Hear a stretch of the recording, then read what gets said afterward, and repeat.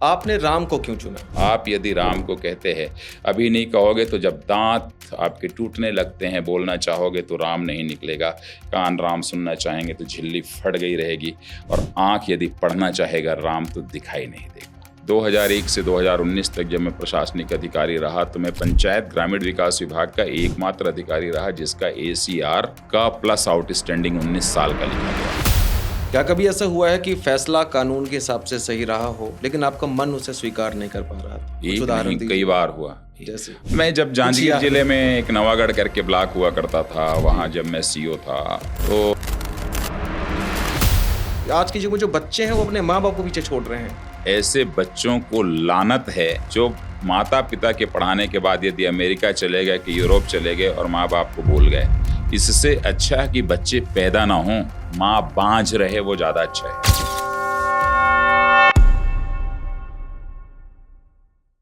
नमस्कार सर, स्वागत है आपका नव भारत चेतना में।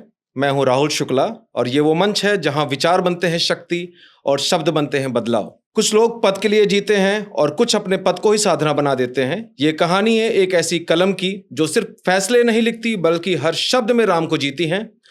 जहां सत्ता भी है और समर्पण भी है, जहां कर्तव्य भी है और कथा भी है।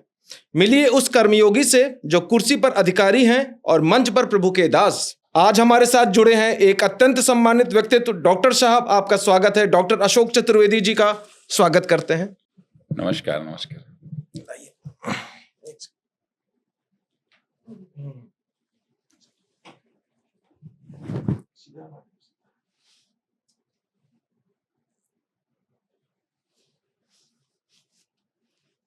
नमस्कार सर, आपका स्वागत है नव भारत चेतना में। नमस्कार। आभार। प्लीज सर बैठिए। थैंक यू, धन्यवाद। सर का थोड़ा सा परिचय दे देता हूं मैं आपको। प्रशासनिक उत्कृष्टता, सांस्कृतिक और धार्मिक सेवा और रामकथा व आध्यात्मिक प्रवचन के लिए कई सम्मान मिले हुए हैं। साथ ही समाज सेवा के लिए भी आपको कई बार सम्मानित किया गया है। साफ शब्दों में कहा जाए तो आपका जीवन हम सभी के लिए प्रेरणा है सर जी। आइए बात करते हैं डॉक्टर अशोक हरवंश जी से। सर, क्वेश्चन राउंड शुरू हो गया है। जी जी जरूर। वो कौन सा मोड़ था आपकी जिंदगी में जहां एक अधिकारी कथावाचक बन गया? देखिए, जिंदगी में कोई ऐसा व्यक्ति नहीं है जिसके जीवन में कथा ना हो। उस कथा का स्वरूप अलग अलग हो सकता है। वह धार्मिक कथा हो सकती है, आध्यात्मिक कथा हो सकती है, व्यापारिक कथा हो सकती है। अनेक कथाएं चलती हैं। कथाओं का विस्तार अलग ढंग से होता है, अलग ढंग से विशेषता होती है। पर जहाँ तक के आध्यात्मिक और धार्मिक मेरी यात्रा या कथा का मामला है, तो ये 2020 से मेरा प्रारंभ हुआ पढ़ना। मेरे बाबूजी जब मैं छोटा था तब से थोड़े थोड़ा रामचरितमानस की चौपाइयाँ मुझे समझाते थे। उन्हें लगभग मानस जी याद थी। और एक ऐसा दौर आया 2020 में, कुछ संघर्ष मेरे जीवन में आए, तो उन्होंने कहा यदि संघर्ष को जीतना है और संघर्ष में जीना है तो राम पढ़ो बस। और फिर मेरी यात्रा 2020 से राम पढ़ने की और कथा करने की प्रारंभ हुई। पढ़ना पहले चालू किया, फिर मेरी कथा सबसे पहली 18 जून 2022 को प्रारंभ हुई। 2022 जी। आज के समय में जहां लोग पद और शक्ति के पीछे भागते हैं, आपने राम को क्यों चुना? पद बहुत ही अस्थायी है। पद में स्थायित्व का बोध है ही नहीं। कितने राजे महाराजे इस धरा में आए और चले गए। आज तक किसी राजे महाराजे और जितने बादशाह हैं उनके किसी भी मजार पे चिराग नहीं जलते हैं। चिराग यदि जलते हैं तो गोस्वामी तुलसीदास के, कबीरदास के, सूरदास के, मीराबाई के, रसखान के ऐसे मजारों पर चिराग जलते हैं। ये देश बहुत अद्भुत है। यहाँ पर सत्ता या पद जो है, यदि कोई सोचता है कि यह अनंत काल तक मेरे साथ चलेगा तो नहीं चल सकता, उसे रुकना ही पड़ेगा। कोई इसे पहले समझ जाता है, जीवन के 40 वर्षों में, 30 वर्षों में, 50 वर्षों में, कोई मरते समय समझता है। समझना तो सबको पड़ता है। इसलिए मुझे ऐसी बात समझ में आई कि जीवन का जो सत्य है उस सत्य के साथ रहें। जीवन यदि है तो मृत्यु आनी है, मृत्यु के अनिवार्य शर्त जीवन है। और आप यदि राम को कहते हैं, अभी नहीं कहोगे तो जब दांत आपके टूटने लगते हैं, बोलना चाहोगे तो राम नहीं निकलेगा, कान राम सुनना चाहेंगे तो झिल्ली फट गई रहेगी, और आंख यदि पढ़ना चाहेगा राम तो दिखाई नहीं देगा। तो अभी मैं इसलिए पहले ही तभी प्रारंभ कर जीवन में दिया। कहते हैं कि राम नाम सत्य है, सत्य सिर्फ राम है। हाँ, कोई भी ऐसा इस जीवन के अंदर नहीं है जो राम बोल मतलब ईश्वर जब पैदा करते हैं किसी मनुष्य को, तो नारायण माने नार माने जल होता है। उसका जब वह गर्भ में आता है तो माँ के अंदर पेट पे जल पे रहता है, नार पे रहता है, नारायण के साथ जी, जी, रहता जी, है। जी, जी, नार जी। जिसको कहते जी, हैं, जी, जी। नार तो वो नारायण है, वो ईश्वर उसके साथ रहता है। और जब मरता है तो उसकी अस्थियाँ उसी जल में प्रवाहित कर दी जाती है। इतना आदमी यदि समझ जाए तो क्या बात है। बहुत सुंदर। क्या कभी ऐसा पल आया जब आपको लगा कि प्रशासनिक सेवा आपको छोड़कर मतलब सिर्फ धर्म की तरफ ही आप जाना चाहिए आपको? देखिए, धर्म शब्द को यदि देखेंगे या धर्म की तरफ जाना चाहिए वाली बात है, तो प्रशासनिक सेवा बहुत ही छोटी चीज़ है। जिनको लगता है कि मैं आईएएस हूँ या आईपीएस हूँ या आईएफएस हूँ, ये वो सब एक एक झूठी बातें हैं। कुछ समय तक ठीक लगती हैं, बाकी बाद में समझ में आता है कि जीवन का यह सच्चाई नहीं है।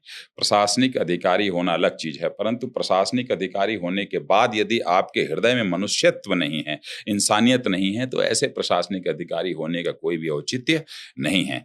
ऐसी स्थिति में आप धर्म के पथ पर चलें, पर धर्म कहने से यहाँ पर धर्म संकुचित है। होता ये है कि यदि हम धर्म को इंग्लिश में कहते हैं रिलीजन, धर्म अर्थात रिलीजन कह दिया गया, तो ये हमारा जो मैकाले था वो रिलीजन बनाकर चला गया, पर धर्म का अर्थ रिलीजन नहीं है। तो धर्म के पथ पर हर व्यक्ति दिखाना चाहता है कि मैं धार्मिक हूं, तो कैसा धार्मिक हूं? धर्म है क्या, ये सोचना पड़ेगा। परहित सरिस धर्म नहीं भाई, परोपकार करना धर्म है। तो क्या परोपकार रिलीजन है? हम्म। परोपकार तो रिलीजन नहीं है ना, जी, जी, जी। पर परोपकार धर्म है, तो मैं उस धर्म को मानता हूं, है ना। धर्म न दूसर सत्य समाना, सत्य से अच्छा धर्म बेहतर धर्म कोई नहीं है। तो सत्य मतलब तो रिलीजन नहीं होता है। जी। तो मैं उस धर्म को मानता हूं कि सत्य क्या है, परोपकार क्या है। कोई कहता है अहिंसा परमो धर्म, तो अहिंसा परम धर्म है। तो अहिंसा रिलीजन है क्या? नहीं है, अहिंसा हमारा धर्म है। तो उस धर्म को मानता हूं कि मनुष्य के सद्गुण ही उसके धर्म है। उस रूप में हर कोई धार्मिक है, परंतु सनातन धर्मावलंबी होने के नाते सनातन के सिद्धांतों को आगे समाज के आगे लाने पे मुझे अच्छा लगता है। बहुत सुंदर। क्या कभी आपकी भक्ति ने आपकी प्रशासनिक छवि पे कभी संदेह उत्पन्न करा या कोई सवाल खड़े किए? 2019 तक, 2001 से 2019 तक जब मैं प्रशासनिक अधिकारी रहा, तो मैं पंचायत ग्रामीण विकास विभाग का एकमात्र अधिकारी रहा जिसका एसीआर का प्लस आउटस्टैंडिंग 19 साल का लिखा गया। और उस 19 साल के बाद 20वें साल तक के समझ लीजिए कि 19 साल में मेरी 22 पोस्टिंग हुई। तो 19 साल में यदि किसी की 22 पोस्टिंग हो रही है, तो उसे समझा जा सकता है कि सिस्टम कैसे काम करता है, जी, कितना जी, आनंद जी, आता जी, है, जी, कितना जी, मजा जी, आता जी। है। तो ऐसी स्थिति में मैंने मेरे विचारों से कभी समझौता नहीं किया। आपके वो उस समय बैलेंस कैसे किया आपने मतलब अपनी लाइफ को और ये प्रशासनिक सर्विस को? देखिए, मैं जहां तक सवाल है कि मेरे पोस्टिंग की, जी। देखने वालों को लग रहा होगा कि जरूर ये सिस्टम के खिलाफ लगे होंगे तो ट्रांसफर कर देते होंगे। नहीं, यही तो उल्टा हुआ कि उस समय की सरकारें जो थी बड़ी अच्छी थी। डॉक्टर रमन सिंह साहब की सरकार जी, थी, जी, मुख्यमंत्री अधिकांश समय थे, बहुत अच्छे मुख्यमंत्री रहे। जी। तो मेरा उस रूप में होता था कि इस जगह को ठीक करना है, इसको ले जाओ, इस जगह को सुधारना है, इसको ले जाओ, इस जगह में व्यवस्था जमाना है, इसको ले जाओ। इस रूप में बार बार मुझे ले जाया जाता था। मेरे लिए वो खुशी की बात थी। हाँ, तो जगह को मुझे सुधार हो रहा था। हाँ, तो मुझे मैनेज करने में आनंद आया, इसीलिए तो एसीआर का प्लस लिखा। यदि मेरे बार बार ट्रांसफर होते और मैं यदि बेकार किस्म का होता तो एसीआर मेरा ग रहता या ख वो रहता। डाउन हो जाता है। जी। जी। आपके जीवन के आदर्श कौन है? मेरे जीवन के आदर्श मेरे बाबूजी जी। रहे, अब तो नहीं है, परंतु मेरे बाबूजी ही मेरे जीवन के आदर्श हैं। जी। हरिवंश चतुर्वेदी उनका नाम था। और आपने जो अपने नाम पे जो हरिवंश मतलब लगाते हैं पीछे सरनेम पे, तो वो शायद उन्हीं का नाम ही लगाते हैं। हाँ, मेरे बाबूजी का नाम हरिवंश था। मैं जब 2020 में पिछली जो सरकार थी छत्तीसगढ़ में, उससे किसी सैद्धांतिक रूप से कोई संघर्ष हुआ। उस संघर्ष में मेरे बाबूजी को उस मेरी पीड़ा को देखते हुए थोड़ा-सा 2021 में हार्ट अटैक आया था और पर बच गए थे। तो उन्होंने मुझे कहा था कि राम कथाएँ करो, पूरे देश में घूम कर के, नौकरी तो बहुत लोग करते रहते हैं, वो चलता रहेगा, पर कथाएँ करो। तो उन्होंने मुझे एक मार्गदर्शन दिया और आदर्श इसलिए भी रहे कि मैंने मेरे जीवन में कभी भी उन्हें पीठ पीछे किसी की निंदा करते नहीं सुना और कभी अपशब्दों का इस्तेमाल छोटे से छोटे अपशब्द का इस्तेमाल कभी जीवन में मैंने सुना हो कि उनके मुख से निकला हो। और एक दिन में मुश्किल से 4 या 5 वाक्य बोलते थे, मौन रहते थे। तो मेरे आदर्श वही हैं उन्हीं के। क्या कभी ऐसा हुआ है कि फैसला कानून के हिसाब से सही रहा हो, लेकिन आपका मन उसे स्वीकार नहीं कर पा रहा था? कई बार हुआ, कुछ एक उदाहरण नहीं कई दीजिए। बार हुआ। जैसे मैं जब जांजगीर याद जिले है? में एक नवागढ़ करके ब्लॉक हुआ करता था, वहाँ जी। जब मैं सीओ था, तो एक अवरीत करके ग्राम पंचायत थी और एक खोखसा करके ग्राम पंचायत थी। तो वहाँ पे पॉलिटिकल सिस्टम के कारण वहाँ पे जो मनरेगा में कुछ करप्शन वगैरह हुए थे, तो उसकी जांच वांच हुई थी। तो पॉलिटिकल इन्फ्लुएंस के चलते हुए एक वहाँ के कलेक्टर थे, उन्होंने ऑर्डर कर दिया कि सरपंच, सचिव, पोस्टमैन, पोस्टमास्टर सबके खिलाफ में एफआईआर लॉन्च करो।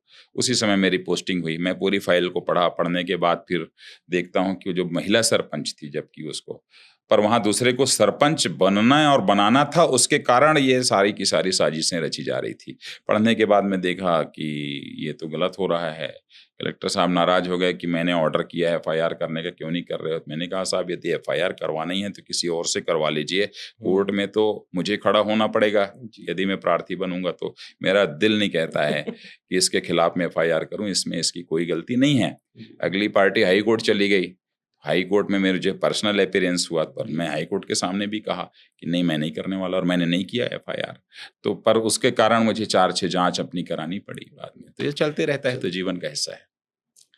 शासन और शास्त्र दोनों को साथ लेकर चलना, ये आपका स्वयं का निर्णय था या आपका किसी गुरु के आदेश का पालन था? देखिए, शासन बगैर शास्त्र के नहीं चल सकता। True. अब शास्त्र कौन सा शास्त्र, तो ये तो समझने वाली बात है। शास्त्र कौन सा, तो शास्त्रों के भीतर तो सारी चीजें हैं। श्री रामचरितमानस ही एक ऐसा शास्त्र है जिस शास्त्र को पढ़ लो, अच्छे से पढ़ोगे तो अच्छा शासन चलाओगे, और नहीं उस पर चलोगे तो आपका शासन पूरा बिगड़ जाएगा। तो शास्त्र सर्वप्रथम होता है। उसका प्रमाण ये होता है, आप समझ लीजिए कि जो रावण है, जो दुनिया जानती है, रावण के पिता कहते थे विश्रवा की शास्त्र पहले पढ़ो। उसका नाना कहता था सुमाली शस्त्र पहले चलाओ, बिना शास्त्र पढ़े। उसी दोनों द्वंद के बीच में रावण मारा गया। तो शास्त्र पहले जरूरी है। शास्त्र जब पढ़ोगे तब तो शासन अच्छा चलाओगे। आज के समय में वैल्यूज धीरे धीरे खत्म होती जा रही हैं और युवा अपने संस्कार और आधुनिकता के चक्कर में बीच में जो उसका संतुलन है उनका खराब हो रहा है। युवाओं का आधुनिकता में जाएं या संस्कारों के साथ जाएं, तो इस पे आपका क्या कहना है? आज के युवाओं को बहुत सचेत रहने की जरूरत है। आज की आधुनिकता देखेंगे आप, आर्टिफिशियल इंटेलिजेंस पे बेस्ड हो गई हैं।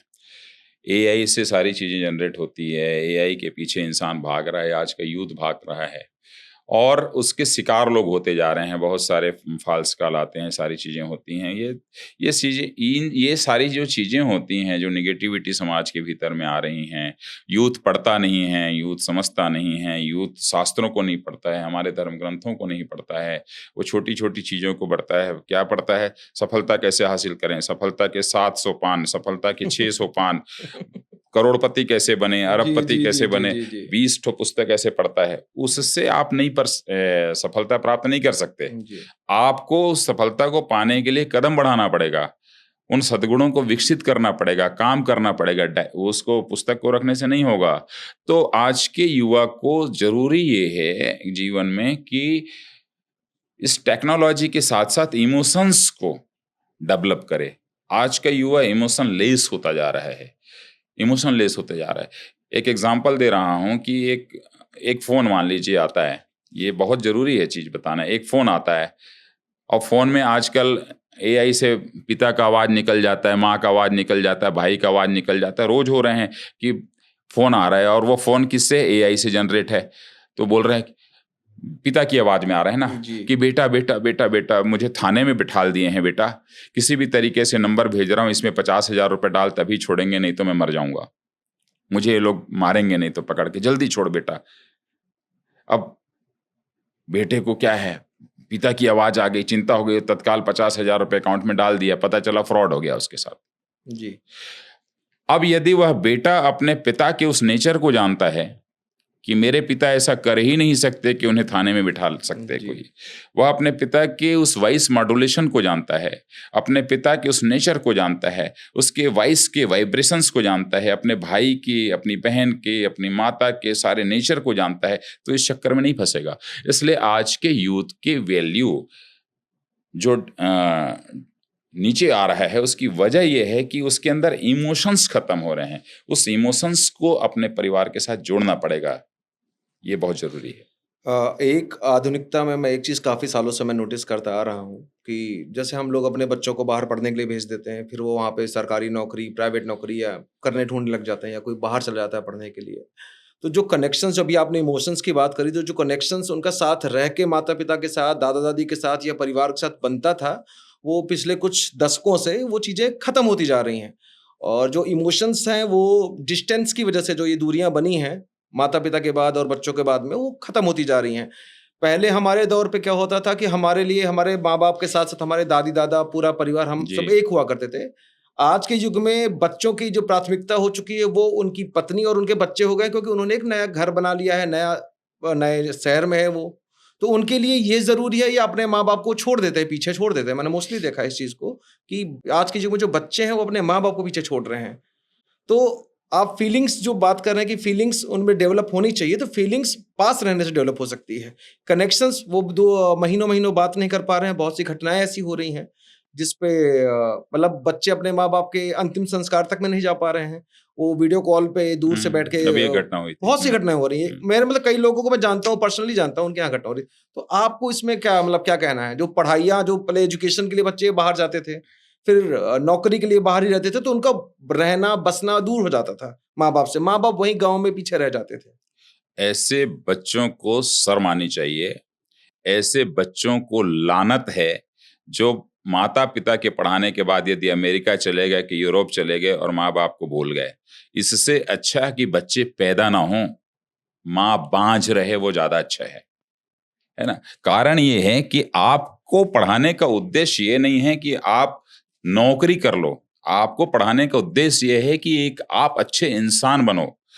हम भारतीय संस्कृति के मानने वाले हैं, भारत देश में रहने वाले हैं। यदि आप अमेरिका में रह के 20 लाख रुपए महीने कमा रहे हो और अपने माता पिता के पास रह के यदि आप 5 लाख रुपए महीने कमा रहे हो, तो 5 लाख रुपए में क्या आपकी रोटी नहीं चलती?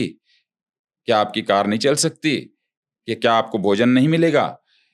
इसी कारण इस हिंदुस्तान के अंदर वृद्धाश्रम की संख्या बढ़ रही है, जो कि भारतवर्ष के लिए कलंक की बात है। जिस दिन इस देश से वृद्धाश्रम खत्म हो जाएंगे, समझ लेना कि बच्चे सुधर गए। और ये बच्चों को सीखना पड़ेगा कि अरे अजीब सी बात है कि माँ बाप को छोड़ रहे हो। आपके साथ क्या आप माँ बाप नहीं बनोगे कभी? आपके साथ नहीं होगा क्या? ये रिपीट होगा। इसलिए मैं सब स्पष्ट रूप से कहता हूं युवाओं को कि आप पढ़िए, आप बाहर पढ़ने जाइए। आप यदि बाहर पढ़ करके बाहर मकान ले रहे हैं अमेरिका में, उसका भी स्वागत है, पर आप अपने माता पिता को वहां ले जाकर के रखिए, रखिए। मृत्यु के आखिरी दम तक के उनके साथ जुड़िए।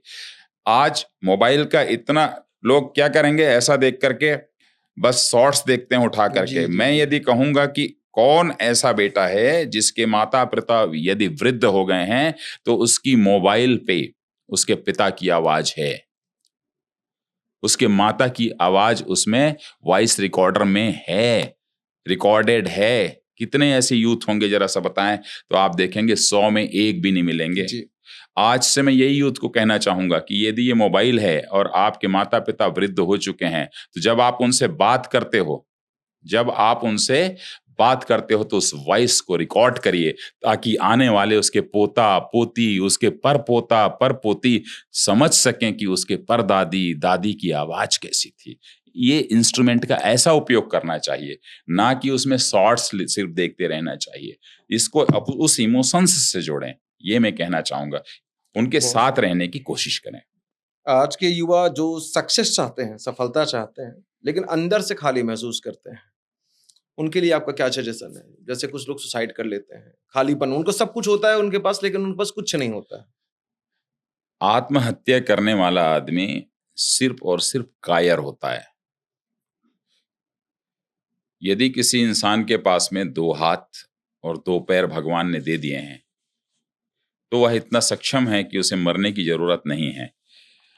यह खोखलापन उसके अपने कृत्रिम जो अपना नेचर है ना, उसके कारण होता है कि हम इस बनावटीपन वाली दुनिया में हैं कि लोग क्या कहेंगे कि ये खाली पैर जा रहा है, लोग क्या कहेंगे कि ये कपड़े खराब पहना है, लोग क्या कहेंगे कि इसके पास कुछ भी नहीं है, लोग क्या कहेंगे कि मेरे दोस्त के पास कार है, मेरे पास स्कूटर भी नहीं है। इन सब छोटे छोटे चीजों के कारण व्यक्ति अवसाद में है। मैं कहता हूं कि बच्चा यदि पढ़ लिया तो ठीक, ना पढ़ा तो ठीक। पढ़ाई कभी भी किसी भी व्यक्ति की सफलता के लिए मापदंड नहीं हो सकता। कितने ऐसे इंजीनियर, मान लो यदि कोई मैकेनिकल इंजीनियर है या इलेक्ट्रिकल इंजीनियरिंग कोई कर लिया, तो कितने लोग इलेक्ट्रिकल का काम कर रहे हैं, जरा बताओ। सबको तो वही काम करना चाहिए, नहीं कर रहे हैं ना, पर जीवन चल रहा है ना। इसलिए विद्या का आप जो उपयोग करते हो या पढ़ते हो, उसको ज्ञान के रूप में विकसित करिए। दोनों में फर्क है। ज्ञान के रूप में विकसित करिए, आप कभी भी भूख नहीं मरेंगे। लता मंगेशकर 5वीं पास नहीं थी, बुला बुला के 5-5 डिलीट और पीएचडी दिया गया, संगीत की सुर साम्राज्ञी हो गई। तो आप अपने हुनर को विकसित करिए ना, मरने की क्या जरूरत है। आपके अंदर कोई तो एक ऐसी चीज है, उसे पहचानिए जिसके लिए आप बने हुए हैं। आपके हिसाब से इंसान सिस्टम को बदलता है या सिस्टम इंसान को बदलता है? देखिए, दो चीजें हैं इसमें। सिस्टम को किस रूप में हम यदि परिभाषित करें, सिस्टम हर जगह का, एक कॉर्पोरेट ऑफिस में रहते हो तो उसका सिस्टम अलग है, गवर्नमेंट के यहाँ जाओगे तो गवर्नमेंट का सिस्टम अलग है ना। सिस्टम माने व्यवस्था है, वो हर जगह की अपनी अपनी व्यवस्थाएं होती हैं, परंतु उन व्यवस्थाओं को जो इंसान चलाता है ना, वो इंसान ज्यादा महत्वपूर्ण है। कुर्सी वही रहती है, कभी उसमें एक अच्छा आदमी बैठता है तो उस कुर्सी की वैल्यू बढ़ा देता है, और उसी कुर्सी पे नालायक बैठता है तो कुर्सी बर्बाद हो जाती है। तो कुल मिलाकर के इंसान ही उस व्यवस्था को बदलता है, उस व्यवस्था को बर्बाद करता है। इसलिए इंसान का महत्वपूर्ण है कि उसके अंदर इंसानियत हो, तो अपने आप व्यवस्था सुधर जाएगी, अन्यथा नहीं। कई सारे मंदिरों का दौरा किया है मैंने पिछले कई सालों में, तो मैंने एक चीज नोटिस करी है, जो गरीब वर्ग है और जिनके मन में आस्था हम लोगों से कहीं ज्यादा रही है मंदिरों के लिए, दर्शन के लिए, लेकिन सबसे ज्यादा दबा कुचला वही वर्ग है जो जाता है वहीं पे। तो उसके लिए आपका क्या कहना कि व्यवस्था वहां पे खराब है, या मतलब वहां पे मतलब उनको, उन लोगों की सोच ऐसी है, ट्रीटमेंट कैसे किसको मिल रहा है? देखिए, मंदिरों पे जब आप जाते हैं तो मंदिरों में जाने वाले, बट ऑब्वियसली हिंदुस्तान का मिडिल क्लास सबसे बड़ा होता है, जी। लोअर मिडिल क्लास सबसे बड़ा होता है, तो हमारे आंखों में वो दिखता है। और सच यदि कहूँ तो भले उन्हें परेशानी हो रही है, पर इस देश की संस्कृति को, इस देश की सभ्यता को, इस देश की सोच को वही संभाल कर रखा है। ना ऊपर वाला संभाल कर रखा है, ना एकदम नीचे वाला संभाल करके रखा है, वही संभाल करके रखा है। जिंदा उन्हीं की वजह से। जिंदा उन्हीं की वजह से हमारी संस्कृति। तो जो जाते हैं, देखिए, वो कभी शिकायत नहीं करते हैं। जी। किसी को वीवीआईपी एंट्री मिलती है तब भी उसको शिकायत होती है कि मुझे 5 मिनट ज्यादा इंतजार करना पड़ा, और यदि वो 2 घंटे लाइन पे लगा रहता है तो भी उसे शिकायत नहीं होती है ना। बहुत इसलिए मैं प्रणाम करता हूँ ऐसे लोगों को। बहुत सुंदर। आपके अनुसार असली स्वतंत्रता क्या है, बाहरी या आंतरिक? इनर।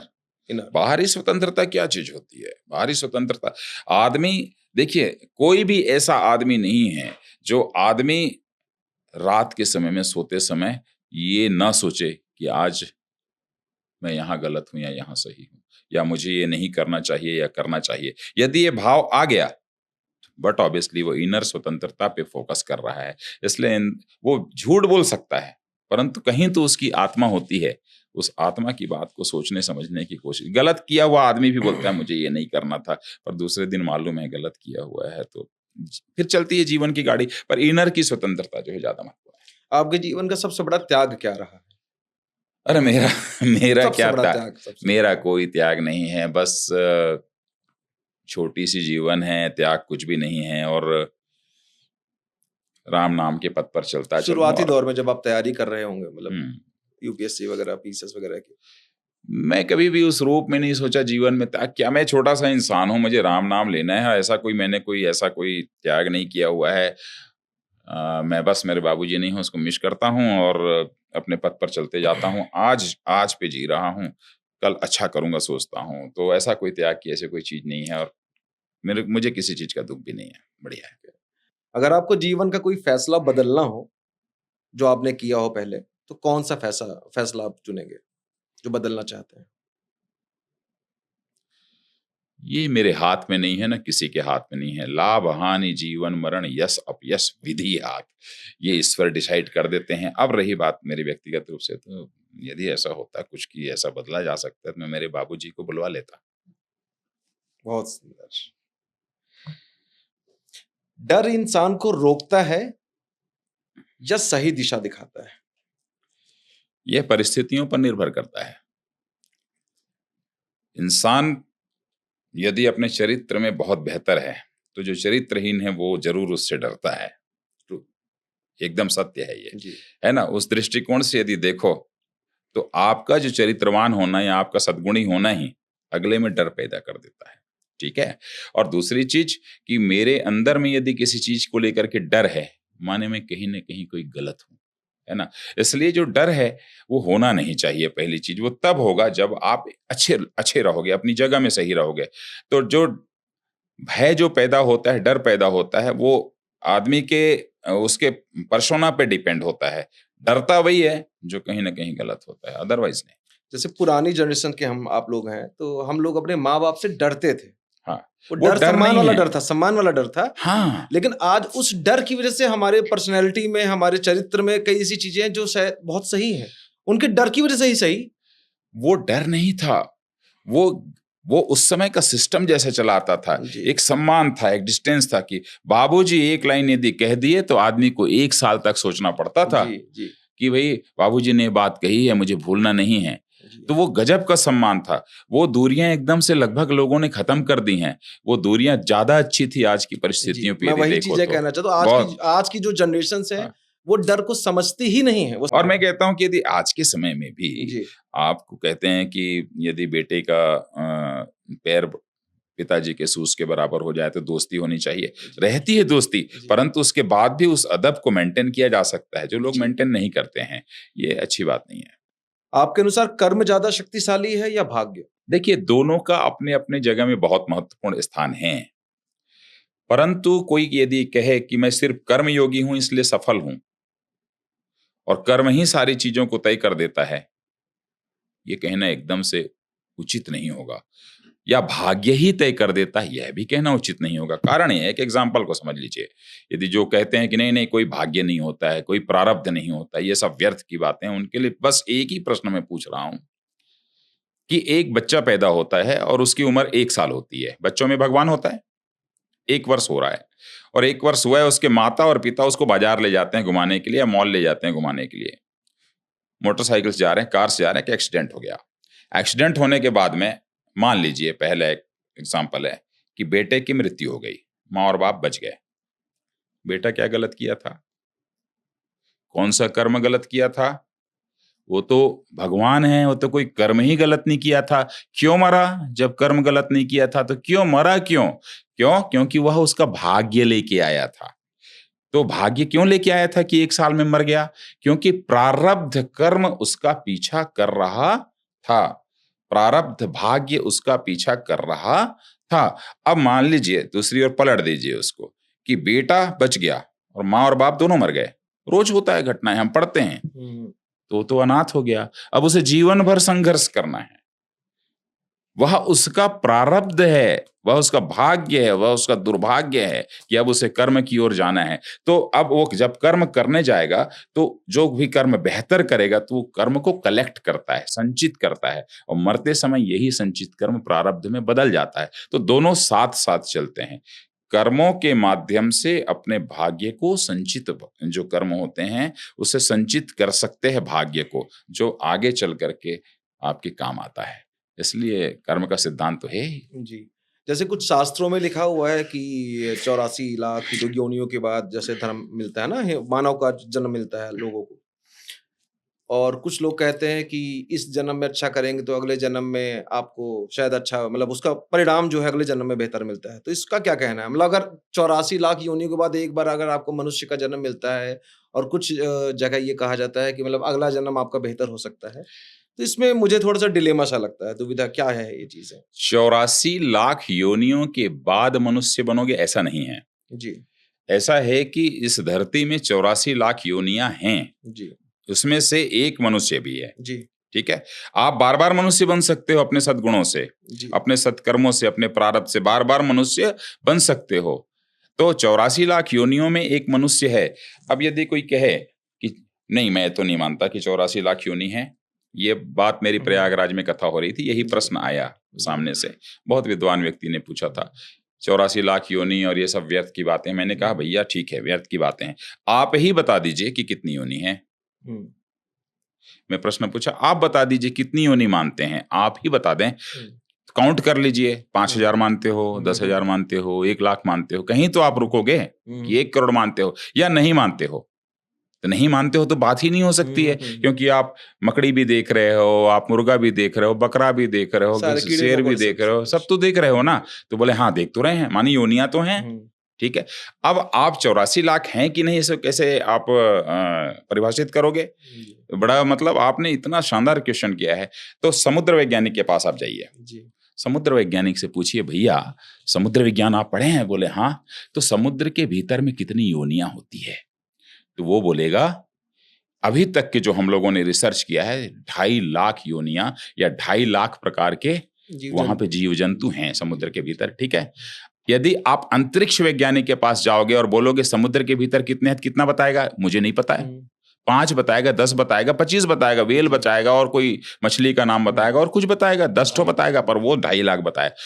और समुद्र वाले से अंतरिक्ष का पूछो तो 5 नहीं बता पाएगा, और अंतरिक्ष वाले से पूछो कि भैया कितने प्रकार के आप देखते हो? बोले वहां तो 8 लाख प्रकार के हैं। अब वनस्पति वैज्ञानिक के पास जाइए तो वो अलग बताएगा, आप प्राणी शास्त्री के पास जाइए तो वो अपना बताएगा, राइट है। आप फिजिक्स वाले के पास जाइए वो अलग बताएगा, ठीक है। आप बायोलॉजी वाले के पास जाइए, कितने प्रकार के हैं जो कि दिखाई नहीं देते हैं, कोरोना का वायरस, ठीक है, बोले वो अपने ढंग से बताएगा। तो जब आप इसको टोटल को कैलकुलेशन करते हो, मैंने पढ़ा है, जब इन पूरे के पूरे चीजों को कैलकुलेशन करते हो तो 84 लाख फीट होता है, 84 लाख फीट होता है साहब। और नहीं तो 84 लाख कौन से साइड से कितने फीट होते हैं, ये मेरे पास उस पूरे डेटा रखा हुआ है कि वो 84 लाख ही फीट होता है, इसीलिए 84 लाख योनि की बात कही जाती है। तो 84 लाख योनि तो है, इसमें कोई बात नहीं है। और यदि कोई कहता नहीं है तो तुम ही बता दो भैया कि कितनी है। मतलब कर्म अच्छे करते जाएंगे तो अगला जन्म वो मिल सकता है। वो ये जरूरी नहीं है कि 84 लाख के बाद में आप मनुष्य ही बने, आप पहले भी बन सकते हो, कई बार बन सकते हो, ऐसे कोई इशू नहीं है। क्या आपको कभी आपको जीवन में लगा कि आप अकेले ही लड़ाई कर रहे हैं बिना किसी सपोर्ट के? अकेलापन महसूस हुआ आपको कभी? मैं उस रूप में तो नहीं देखता अपने आप को, क्योंकि मेरी लड़ाई तो वैसे भी बहुत बड़ी हुई थी, अभी अभी बहुत बड़ी राजनीतिक या जिस व्यक्ति का 1 से लेकर के 19 वर्ष तक का प्लस आउटस्टैंडिंग सीआर रहा हो, 2020 में वो एक बहुत बड़ी लड़ाई लड़ा पिछली सरकार के खिलाफ, सीधे सीधे किसी बात को लेकर के, जिसमें मेरे खिलाफ बहुत सारे एलिगेंस लगाए गए, बहुत सारे आक्रमण किए गए अलग अलग ढंग से। मेरी जगह शायद कोई रहता तो मैं कहता हूँ कि यदि कमजोर दिल का रहता तो 10 बार तो आत्महत्या करता, ठीक है। परंतु मैं कभी अपने आप को अकेला नहीं माना। मैं राम जी को पकड़ लिया था, उसमें भी है प्राण। और फिर यदि आप अच्छे हैं ना, अच्छे यदि हैं तो आपके साथ 10, 20, 50 आदमी तो खड़े रहते हैं। लोग कहते हैं कि दोस्ती वोस्ती काम नहीं आता, लोग छोड़ देते हैं। मेरे दोस्त मेरे साथ खड़े रहे, मेरे मित्र मेरे साथ खड़े रहे, मेरा परिवार मेरे साथ खड़ा रहा, मेरे चाहने वाले मेरे साथ खड़े रहे। आप यदि लोगों के साथ अच्छे हो तो लोग खड़े होते हैं, इसीलिए तो इसका नाम समाज है। इसलिए जैसा कभी मुझे ऐसा नहीं लगा कि मैं एकदम अकेला हूँ। एथिक्स से चलने वाले लोगों को सफलता कम मिलती है, इसके बारे में आपका क्या कहना है? इसमें कोई शक नहीं है, परंतु वो बाकियों से बड़ा खुश रहता है। उसको रात को नींद बहुत शानदार आती है, वो भोजन बढ़िया करता है, ठीक है, वो किसी की परवाह नहीं करता है, सवेरे अपना मस्ती के साथ उठता है, कोई तनाव नहीं रहता है।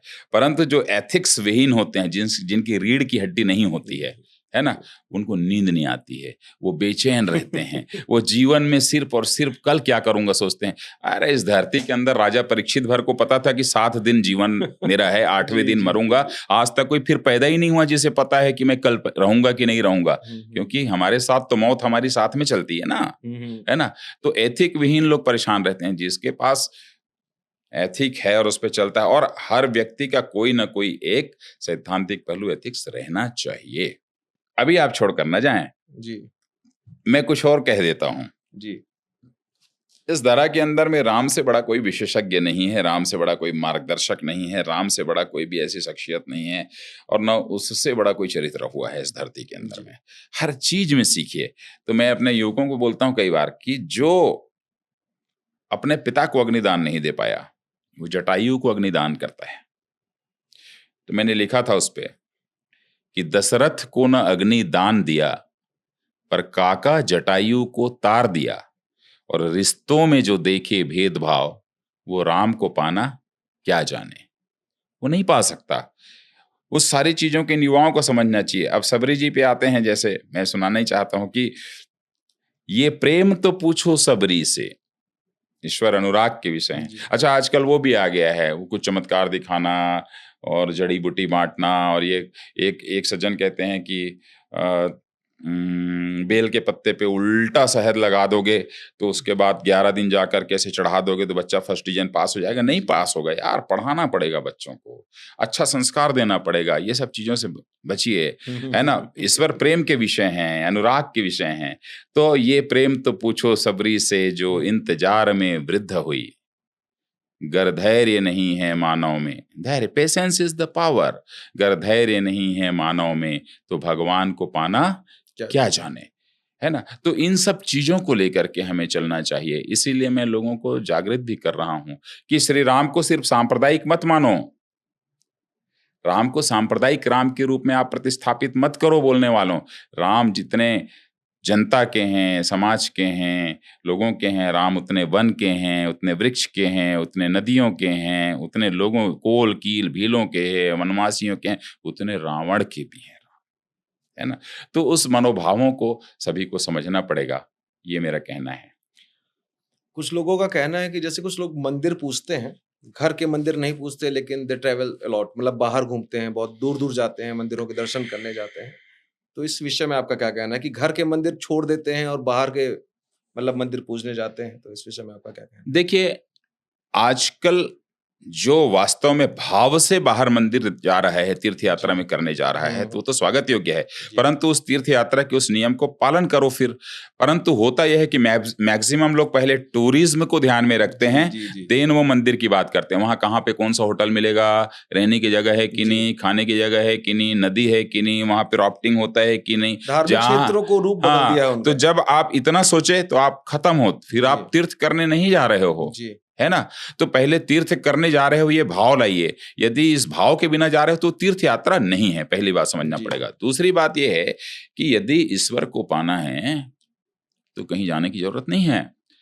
आपके घर के तुलसी के चौरे पे भगवान आ जाएंगे, उछलते हुए पिघल करके आ जाएंगे, बहने लगेंगे। कहाँ गई थी मीराबाई जी, केवट जी कहाँ गए थे, सबरी जी किसके पास गई, ठीक है, जटायु जी किसके पास गए, कुब्जा कहाँ गई, अजामिल क्या किया, है ना, नहीं ना। इसलिए भगवान से पूछा गया, जो आप प्रश्न ने कहा, आप जो प्रश्न बोल रहे हैं, ये प्रश्न पूछा गया है कोल कील भीलों के द्वारा चित्रकूट के अंदर। जो आपने पूछा कि लोग यहाँ जाते हैं, लोग यहाँ जाते हैं, ये चढ़ाते हैं, वो चढ़ाते हैं, व्यंजन चढ़ाते हैं, 56 प्रकार का भोग, भगवान सच में ऐसा करने से ही आप मिलोगे क्या, यही प्रश्न तो पूछा है। बोले ना ना ना ना, इससे मैं नहीं मिलने वाला हूं। तो बोले किससे मिलोगे, तो कहा कि राम ही केवल प्रेम प्यारा, जान लेहु जो जान निहारा, मिले ही न रघुपति बिन अनुरागा, किए जोग तप ज्ञान विरागा। ज्ञानी हो जाओगे तो मिलेंगे, कोई गारंटी नहीं है। जप कर लोगे तो मिलेंगे, गारंटी नहीं है। तपस्या कर लोगे तो मिलेंगे, गारंटी नहीं है। यहां से मिलेंगे बस। वैसे भी भगवान राम चित्रकूट में काफी साल हो रहे हैं, 11 साल 11 महीना 11 दिन, सबसे सर्वाधिक उनका कार्यकाल वहीं का था, उनका जो वनवास था। उसकी वजह भी समझिए क्यों था। भगवान राम का अवतरण जब अयोध्या में हुआ तो अयोध्या बुद्धि का शहर है, वो बुद्धि का शहर है, वहां बड़े बड़े बुद्धिमान राजा हुए हैं। भगवान राम को जब राज तिलक देने की बारी आई थी तो क्यों नहीं स्वीकार किया, क्यों वन की ओर चले गए। सिर्फ बुद्धिमान रहोगे तो आप अच्छे राजा नहीं बन सकते, सिर्फ बुद्धि भर से नहीं बन सकते। राम जी पहुंचते हैं, सीता जी का विवाह होता है राम जी के साथ में जनकपुर, तो जनकपुर विदेही नगरी कही गई, ज्ञान की नगरी कही गई। तो वो ज्ञान की नगरी में ज्ञान प्राप्त करने गए। तो अब विद्या भी हो गया, ज्ञान भी हो गया, मतलब बुद्धि भी हो गया और ज्ञान भी हो गया। तो आप ज्ञानी भर हो जाओगे तो अच्छे राजा नहीं बनोगे। इसलिए वो वन की मार्ग पर जब आते हैं तो 11 साल 11 महीने 11 दिन जो चित्रकूट पे रुके, उसकी वजह यह है कि चित्रकूट अर्थात चित्त का कूट, दिल का कूट, चित्त मन हृदय, हृदय चित्त माने हृदय का हमारे कूट है। कहावत है चितंते मनंते। हाँ, चितंते तो चित्त और मन, जी तो उसका कूट है चित्रकूट। अर्थात जब तक के आप किसी के दिल को नहीं जीतोगे तब तक अच्छे राजा नहीं बन सकते। तो चित्रकूट में इसीलिए सर्वाधिक समय तक रहे और अधिक से अधिक लोगों से मिले। जितने लोगों से चित्रकूट में राम जी मिले उतना किसी से नहीं मिले हैं कहीं, इतनी भारी मात्रा में। कोल, कील, भील, वनवासी, नदी, पहाड़, जानवर, ऋषि, मुनि, ग्रामीण सबसे मिले हैं, तो वहां चित्त को जीते हैं। वो चित्रकूट है साहब। इसीलिए अच्छा चित्त को जीतने के बाद ही आप राजा अच्छे बन सकते हो। भगवान राम के चरित्र की कौन सी ऐसी बात है जो हर युवा को, हमको, आपको, सबको मतलब अपने चरित्रार्थ में करना चाहिए, चरित्रार्थ करना चाहिए इस चीज का? राम के जब पूरे के पूरे चरण विशेषताओं को देखोगे या उनके पूरी कथा को देखोगे, जीवन यात्रा को देखोगे, तो दो भागों में सीधे सीधे बांट सकते हो। राम का पहला जो चरित्र है वह है पराक्रमी राम, जो आज की आवश्यकता है कि बेटा आंख दिखाओगे तो निकाल देंगे जी। ये पराक्रमी राम है। तो पराक्रमी राम कैसा है? पराक्रमी राम यह है कि वह राम जिसके एक स्पर्श से शंकर का धनुष टूट जाता है, वह पराक्रमी राम। दूसरा स्वरूप है समाज सेवक, करुणा निकेतन राम, जो रोता है कि जब जटायु को अपने हाथ में रखता है तो दोनों आंख से अश्रु की बरसात होने लगती है, वह भी एक राम है। तो हमें समय के हिसाब से हमें करुणा निकेतन भी होना पड़ेगा, सच के साथ खड़े हों, ऐसे लोगों को सहयोग करें, समाज सेवा करें, उनके लिए अपने अश्रु बहाएं। परंतु यदि कोई दुश्मन सामने आ जाता है तो हम पराक्रमी राम बने, जिसके हाथ में हमेशा धनुष और बाण रहे। बहुत सुंदर। आपके सेवा भाव, समर्पण और समाज के प्रति आपके कार्यों को सम्मान देते हुए हमें आपको गर्व से कर्मयोगी की उपाधि प्रदान करते हैं, और आपसे मिलकर बातचीत करके हमको बहुत प्रसन्नता हुई है। आभार।